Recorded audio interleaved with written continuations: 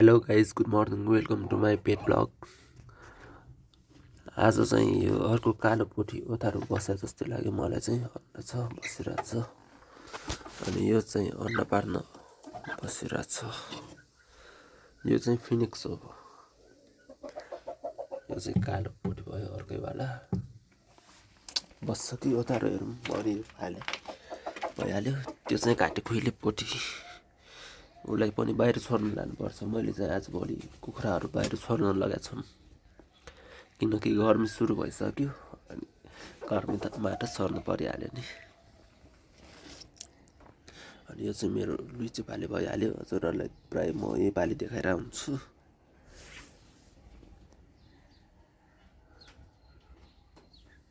त्यो घाँटी खुइलेले पनि अन्डा पार्नु छोड्यो भने के भयो हेरौँ। बाहिर छोड्न लाग्यो।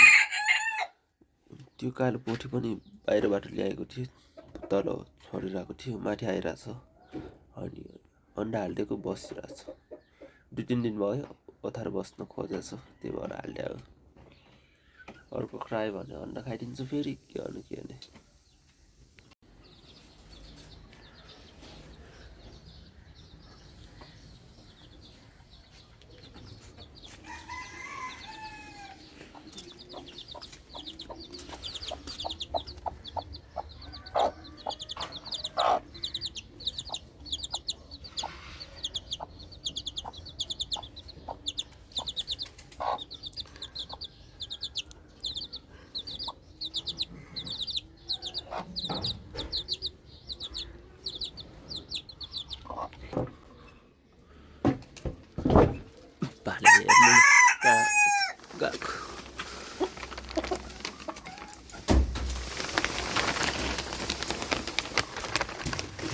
यो गमलामा चाहिँ छेउले रोपिदिनु पर्छ।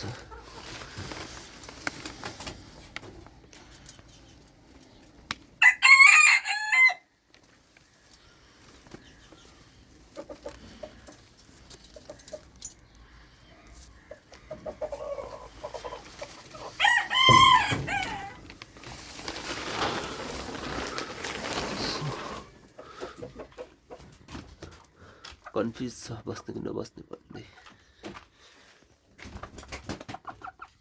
किनभने ऊ त्यो बलमा बसिरहेको थियो, अनि अहिले यहाँ हालिदिएको बस्नु मानेन। मैले चाहिँ छोपेको छु, हेरौँ के हुन्छ।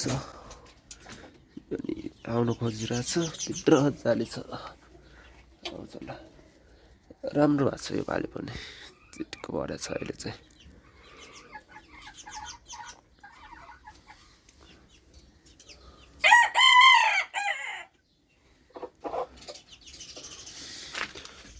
उसलाई चाहिँ बस्ने एकचोटि मिलाइदिन्छु म है।